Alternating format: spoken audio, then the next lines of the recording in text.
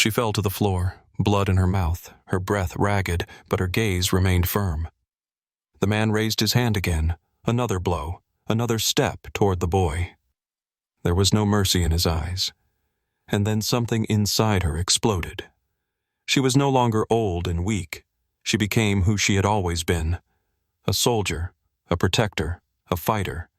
She rose, despite the pain, and took a step forward. Then another. The man froze. For the first time, fear flickered in his eyes. "Damn it!" he exhaled, stepping back. But what happened next would surprise even those who had seen it all. But let's start from the very beginning. The city was wrapped in cold and snow, falling in tiny flakes, settled soundlessly on the ground. The snow-covered wasteland on the outskirts lay empty and silent. Only the icy wind howled through the skeletal remains of rusted cars, long since turned into ghosts of a forgotten time. A German shepherd, old and weary, carefully stepped through the deep snow. Her paws were frozen, the pads cracked from the cold, but she did not stop. With every step, she sank deeper into the soft snow, leaving uneven tracks behind. Her fur was matted and tangled with dirt, icy droplets frozen on her muzzle, yet she kept moving. She was searching. Once, her name was Roxy. The wind tore through her coat, cutting to the bone, but she no longer felt the cold. Her body trembled from exhaustion, yet something ahead was calling to her. Something she could not explain, but she knew. She had to find it. She no longer remembered how many years had passed since the world collapsed. Once, she was a soldier. Back then, in the heart of war, her owner was a man she loved more than anything in the world. Tom Harris, tall, strong, with kind but tired eyes. He saved people, and she saved them alongside him. They were one. Roxy understood his voice without words, and he read her gaze as if they spoke the same language. They crawled through fire and mud together. They hid from artillery strikes together. They shared bread and cold nights. When the air exploded and shells rained down, Roxy did not run. She stayed by his side. When Tom fell, wounded, she stood over him, snarling, ready to fight the entire world. And when he laughed, stroking her head, she knew everything would be okay. But then, the war ended, and Tom never came back. Roxy remembers that day. It was morning. She lay by his bed as he, with a bandage on his shoulder, gently stroked behind her ear. "It's going to be okay, girl," he whispered. "We're going home." Home. She didn't know what the word meant, but it felt warm. It meant all the bad things would be left behind. But instead of home, they took her to a cage. She waited. A day, a week, a month. Tom never came. Instead, others did. Strangers, without the scent of familiar tobacco, without the gentle voice. They took her to another city, to a gray building filled with narrow cages that reeked of fear. There were many dogs there, young, old, wounded. Some scratched desperately at the bars. Others just lay there, accepting the inevitable. She didn't understand why she was there. She didn't understand why Tom never came back for her. She waited. But time passed.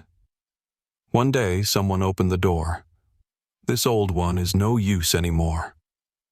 They threw her away. At first, she tried to find her way back. She ran through streets, sniffed every corner, searched for the familiar scent. But it was nowhere. People walked past. They didn't look at her. They didn't see her.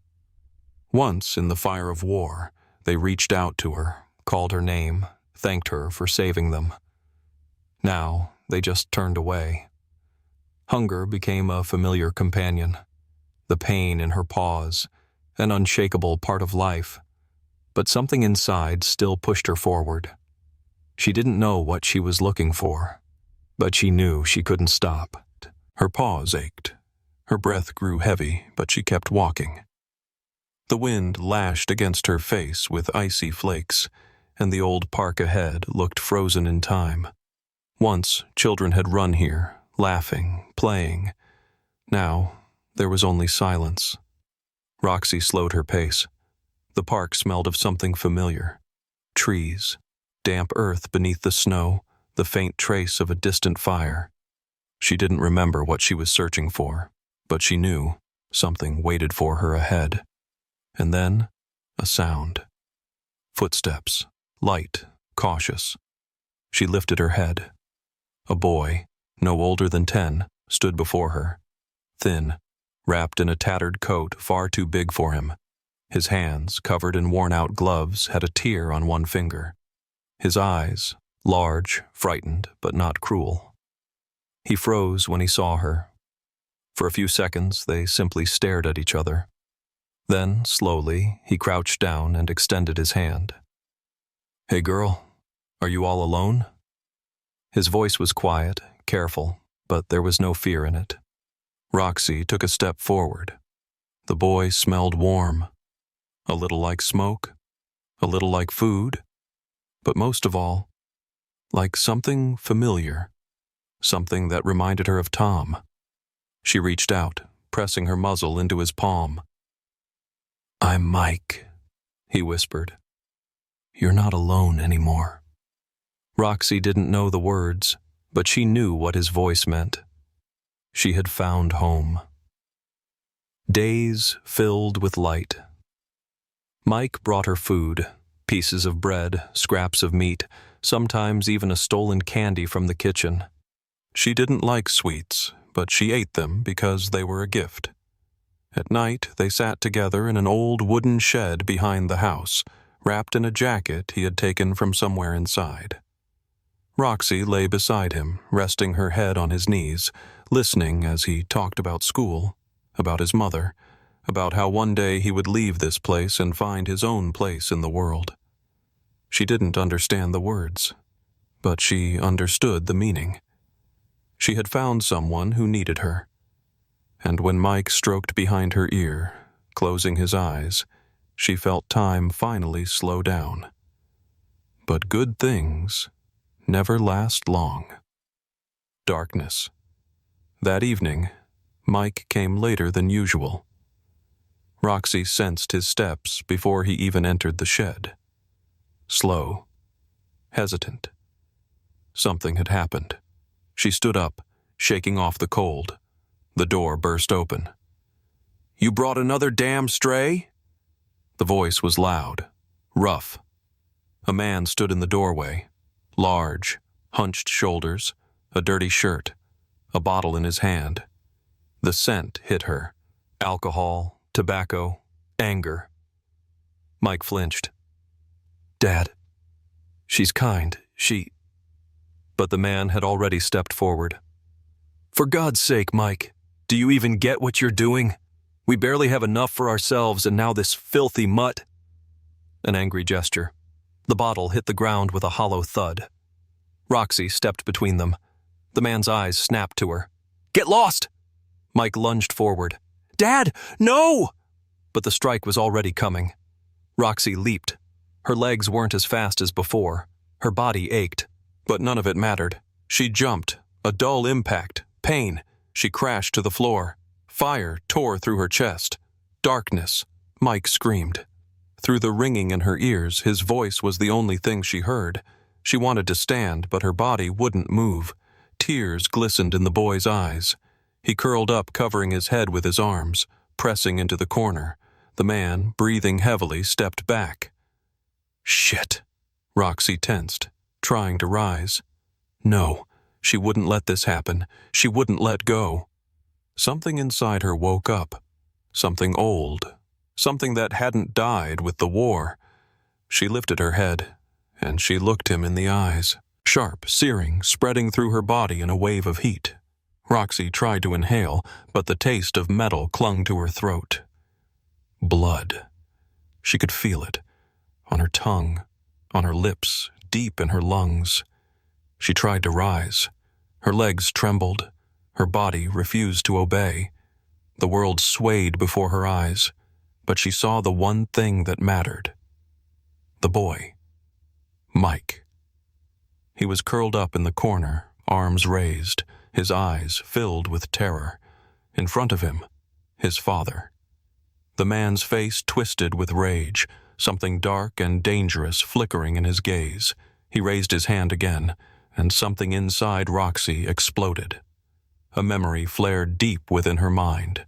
The war, the roar of artillery, the thunder of gunfire, men in muddy uniforms, the cries of the wounded, the enemy's footsteps. She had seen this before. She knew what to do. Roxy growled, low, deep, real. The man froze. This wasn't the growl of some old street mutt. This was the voice of a soldier. He stared at her, and for the first time, fear flickered in his eyes. Roxy did not look away. She rose, her legs shook, her body ached, but she stood. She was old. She was weak. But she was a war dog, a fighter, a protector. One step forward. The man stepped back. Another step. His eyes widened. A third. "Damn it," he whispered, his voice unsteady. Then, suddenly, he turned and stormed out, slamming the door behind him. Silence, like someone had shut off the entire world. Roxy stood there, her breath ragged. She kept staring at the door, waiting for him to return, but he didn't. She took a slow step back, then collapsed. A quiet sob. Mike crawled to her, his small shoulders shaking. "You saved me," he breathed. Roxy felt his tiny arms wrap around her neck. She closed her eyes. Once, long ago, she saved Tom. Tonight, she saved Mike. And that was right. Warmth. A feeling almost forgotten. She slowly opened her eyes. Sunlight streamed through the window, spilling soft golden light across the room. She lay on a warm blanket, and beside her, the boy, Mike. He was sleeping peacefully, his nose buried in the pillow.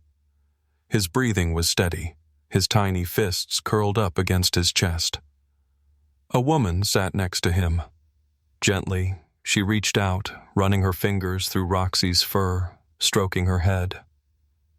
"Thank you, girl," she whispered. Roxy blinked slowly. She didn't know the words, but she understood. She knew everything would be okay now. Memories that never fade. The next few days passed in a haze. Mike fed her warm leftovers, placed an old blanket beside her, even tried to wash her fur with water from a bucket. Roxy let him. She knew now. She wasn't alone. But something inside her still wouldn't settle. Some nights, she woke to the distant sound of cars outside the window. She flinched. Memories rushed back. The explosions, the shouting soldiers, the whistle of bullets. Then a small hand would brush against her paw. Mike. And she would calm down. An unexpected reunion. One morning, Mike left for a while. When he returned, he wasn't alone. Beside him stood a man in uniform. Roxy lifted her head. The man slowly dropped to his knees. "Oh, God," he exhaled, his voice filled with something unsteady. "Is that Roxy?" She froze. The voice. It was different now. Deeper, rougher. But she knew it. She couldn't be wrong. The man reached out, his hand brushing against her muzzle. His fingers were rough, his palms scarred. The scent. Familiar. Tobacco. Old fabric. Something warm. Something that once meant the world to her. It couldn't be. His eyes, gray, tired, lined with wrinkles, older. But it was him. Tom. Roxy froze. The world shrank to a single point. She didn't move. She didn't breathe. Then, slowly, almost timidly, she took a step. Then another. Tom's eyes filled with tears. "You found me, girl." Her breath hitched. Too many emotions. Too many years. Too much pain. He opened his arms, and Roxy, forgetting her old age, forgetting the ache in her legs, ran to him. Warm arms wrapped around her. She pressed against his chest, listening to the familiar rhythm of his heart. The scent of home. She had found him. She had survived. She had made it through war. And now, she was home again.